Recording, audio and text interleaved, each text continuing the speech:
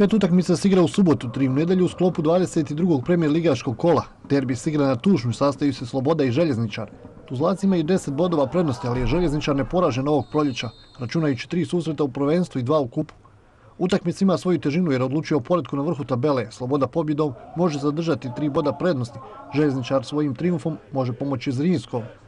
Zrinski u Mostaru dočekuje Rudar iz Prijedora, ekipu koja je po mnogima otpisana, ali koja je u prošlom kolu zagorčala život Sarajevu. Ono što je dovoljno upozoravajuće za ekipu trenera Marinovića jeste podatak da je Rudar posljednja 2 puta stadion pod Bijelim brijegom napustio neporažen. Nakon 2 vezane utakmice na domaćem terenu, fudbaleri Veleža putuju u goste ekipi Mladosti. Mladosti 5 utakmica bez pobjede iz jedne relativno ugodne situacije. Sutrašnji protivnik rođenih je došao u situaciju kada nema pravo na kiks. U odnosu na susret protiv Širokog brijega, protiv Mladosti u sastavu neće biti kartoniranih Rovčanina i Lukomirka. U subotnjem terminu od 15 sati još će igrati Travnik Borac, Drina Radnik.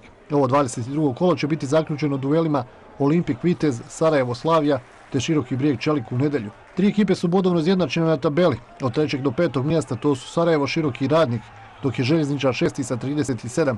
Olimpik i Borac još uvijek gaje nadu da bi mogli uhvatiti slamku spasa. Travnik i Rudar to realno teško mogu, Drina i Velež su već otpisani.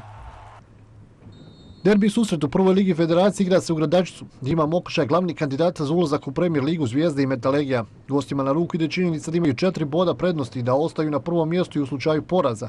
Svoju priliku na trećem traži ekipa Orašja koja je do ovog kola sakupila 30 bodova, a u ovom gostuje Branitelju koji se opet bori za opstanak. Čaplin na ovom kolu gostuje Rudaru iz Kaknja, Goški ide u Bihać, dok će posljednja Sloga ugostiti Bratstvu. Ubrzanim ritmom svoje prvenstvene utakmice nastavljaju odigravati košarkaši u Ligi za prvaka, odnosno Ligi za opstanak. U Ligi za prvaka pažnju privlači duel Kaknja i OK, susret koji bi mogao pokazati koliko može najbolja ekipa Lige 12 u nastavku prvenstva. Spasi protiv Leotara love prvu pobjedu, Širok ide na neugodno gostovanje u Mrkonjić grad. U Ligi za opstanak mostarske ekipe moraju odraditi zahtjevna gostovanja, Student protiv Građanskog, Zrinski u Tuzli. Situacija u Ligi za opstanak je vrlo zanimljiva i neizvjesna bi mogla biti do posljednjeg kola. U dvorani Egipatsko selo u Mostaru održan je završni turnir osnovnih škola za odbojkašice. Ove godine je učestvovalo 13 škola, na kraju naslov najbolje pripao ekipe osnovne škole Mustafa Jubović Šejh Jujo, koja je u finalu savladala 4. osnovnu, dok je 3. mjesto zauzela osnovna škola Bartol Kašić ispred osnovne škole Blagaj. Kao i svake godine Sportski savez grada Mostara organizuje razne natjecanja u raznim sportovima, tako je sad ovdje u odbojci za osnovne škole.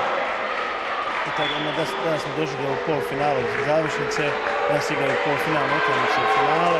Ove godine 13 škola se prijavilo, igraće 26 utakmica, tako najbolji će pobijediti naravno. Evo ja kao sudac vidim da jako puno djevojčica i dječaka je zainteresirano i sve više i više talenata i to mi je drago.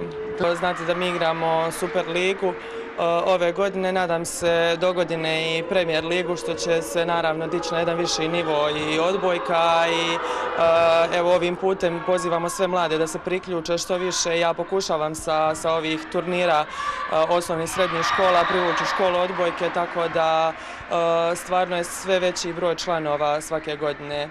U Premier futsal ligi stigli smo do 7. kola, centar u derbi koji bi mogao odlučiti prvaka Bosne i Hercegovine protiv ekipe Mostar Stari grad ulazi sa 3 boda prednosti. U prvom dijelu prvenstva Mostar je slavio 3-2, nakon toga u Ligi za prvaka burni duel ovih rivala je završio bez pobjednika 5-5. Utakmica između Brotnje i Zrinskog se već igra danas, dok Leotar i Seljak svoju utakmicu odrađuju u ponedjeljak.